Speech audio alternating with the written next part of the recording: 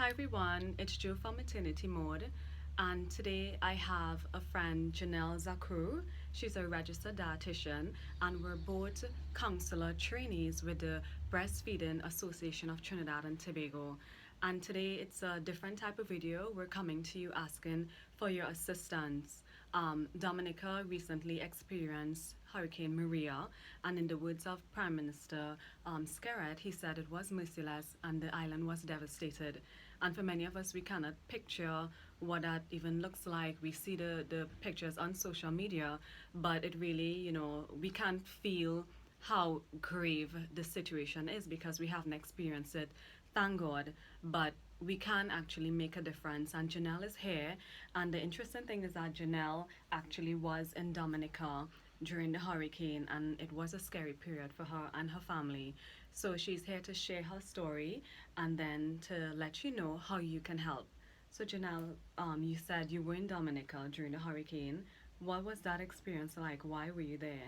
I was there vacationing, to be honest, and I've always heard so much about Dominica. What a Yeah. beautiful place it was. It is a nature island, and I'm a nature girl, Yeah. so I thought it would have been, a good trip. Yeah. And we went a few days after Hurricane Irma had passed. Okay. So we were there thinking, okay, we're in the clay. No Yeah. other no other storms could come now.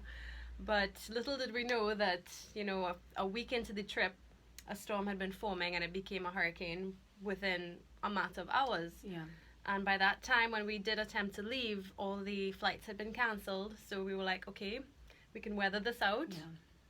So it quickly became a 1 to a 3. Last we heard, it was a hurricane category 3. So that's what we went. We hunkered down thinking, okay, we can do this. It's Yeah. a 3.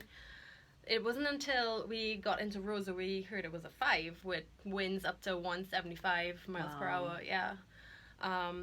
The morning after the hurricane, actually, the actual hurricane itself was the most terrifying part. So where were you guys? The group of friends and I, we Yeah. were in some of the cabins. We were in a nature camp beyond Okay. Vitality. And we were safe. We were surprisingly quite safe. Okay.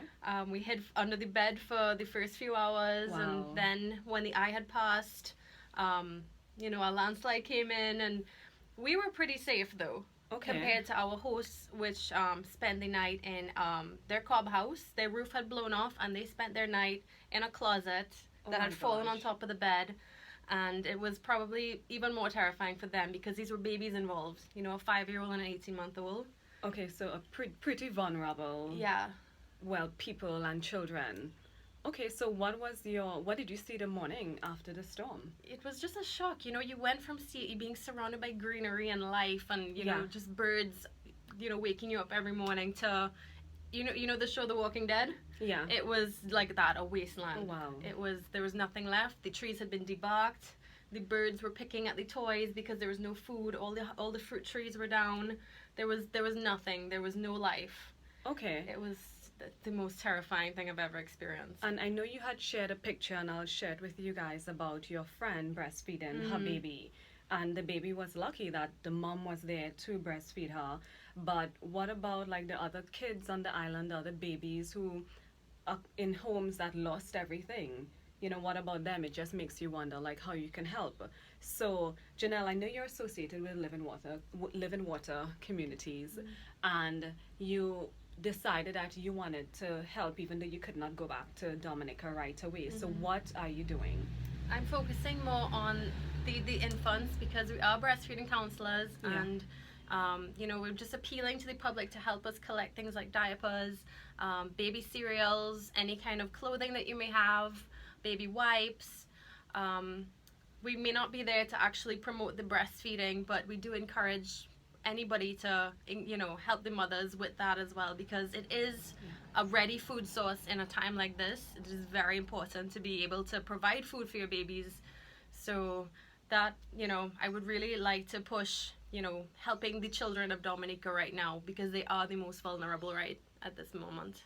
Okay, so again, what is your contact number so that people can reach out to you and arrange dropping off of these baby items? What's a good contact number for you? Okay, so my phone number is 868-298-9072. You can also get me at janelle.zakur@gmail.com. So janelle.zakour@gmail.com. So you can contact me. If you're not able to drop off these things directly to Living Waters, I can meet you somewhere and we can collect it, or you can drop it off by me. So I can be a contact point for you. So I hope that you will help us assist Dominica at this time, and we really appreciate everything that you're doing. Yes, so definitely I want to reiterate what Janelle said. Thanks so much for everyone who has gone over there, who have donated items. But don't forget the little babies and the kids who actually need clothing and the other baby items that Janelle mentioned. So guys, like and share the video, spread the word. You can't go over there, some of you, because of your work, but you can at least, find a onesie that your baby's no longer using, or like the little hats, the mittens, things like that, because there are kids in need in Dominica. So thank you so much. Thank Thanks, you. Janelle.